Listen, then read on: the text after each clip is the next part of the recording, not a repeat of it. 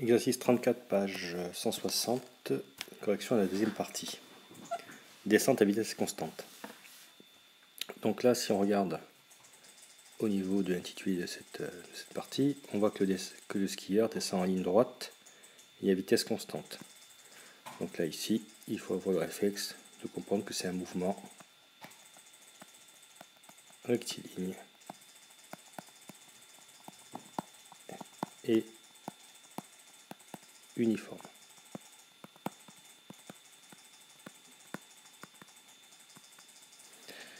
Première question. En utilisant la première loi de Newton, c'est-à-dire le principe d'inertie, montrer qu'il y a forcément une force de frottement qu'on notera petit f. Alors ici, on rappelle qu'on a toujours le repère R, OX, OY qui est galiléen, c'est celui de la première partie. Et nous avons mis en évidence qu'on a un mouvement rectiligne et uniforme, MRU. Donc on peut appliquer le principe d'inertie aux premières lois de Newton.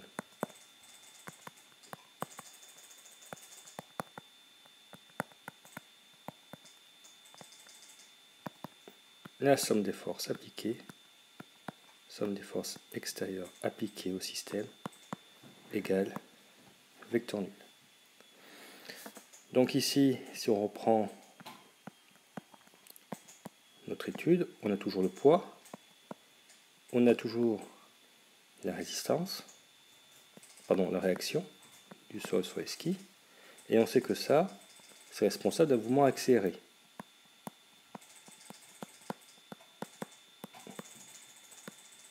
Dans la partie 1. Donc nécessairement, il faut rajouter une autre force qui va compenser la somme de P plus R, telle que on est la somme égale de ces forces qui est égale au vecteur nul. Alors comment est-elle orientée? Elle est opposée, donc on en déduit que F égale moins P et moins R. Autrement dit, F est orienté à l'arrière du mouvement. Donc opposé au mouvement. C'est donc une force de frottement.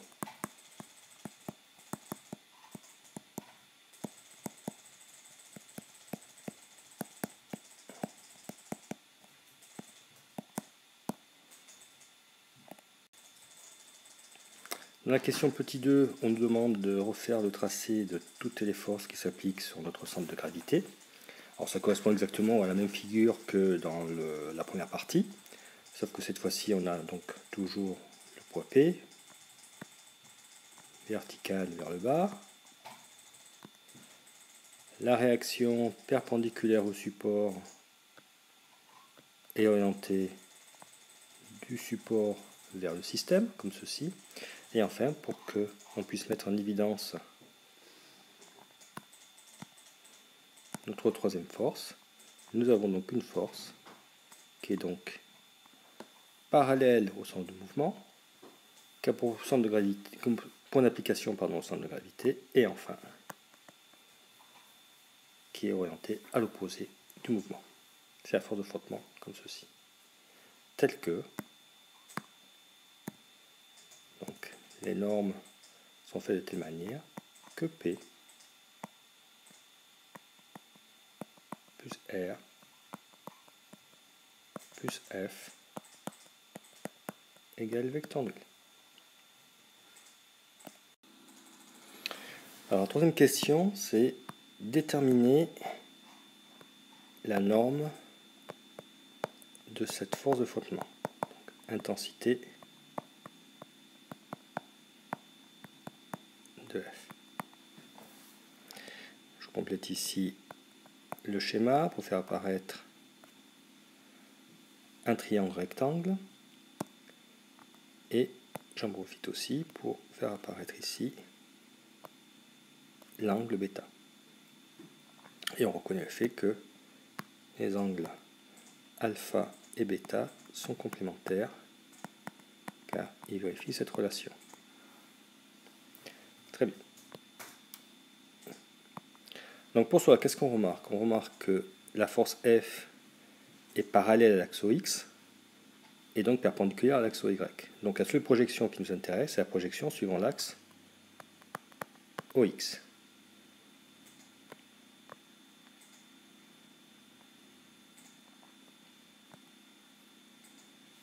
Donc j'aurais écrit ma relation vectorielle. Et à partir de cette relation vectorielle, alors nous allons projeter P. Donc on retrouve la valeur de P cos bêta. Donc ici on retrouve bien le fait que P fait un angle bêta avec l'axe OX et orienté dans le même sens positif que l'axe OX, donc nous avons un signe plus devant. Ensuite, R qui est toujours perpendiculaire à l'axe OX donne 0, et F qui est parallèle à l'axe OX donnera donc sa norme. Ensuite, le sens positif, le vecteur est orienté de manière à l'opposé de l'axe OX, donc on rajoutera un signe au moins devant. Égale 0 pour notre relation. Ce qui donne que F égale P cos bêta, qui est égal aussi à mg cos bêta. Et connaissant, sachant que alpha et bêta sont des angles complémentaires, on a déduit que c'est aussi égal à mg sinus alpha. On rappelle que le cosinus bêta égale au sinus alpha du fait que ces deux angles vérifient cette relation. Question 4. Origine de cette fosse de frottement. Alors, cette fosse de frottement a deux origines. Une solide, c'est contact ski piste. Alors pour y remédier, c'est le fartage.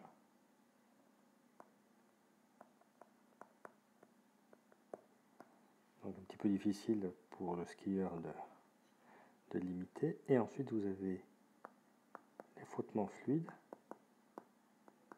entre l'air et le skieur. Donc là, c'est un problème, on va dire, d'aérodynamique et donc de géométrie de pénétration dans l'air. Donc il cherchera à prendre la position dite de l'œuf pour réduire ces traînées aérodynamiques. Fin de la partie 2.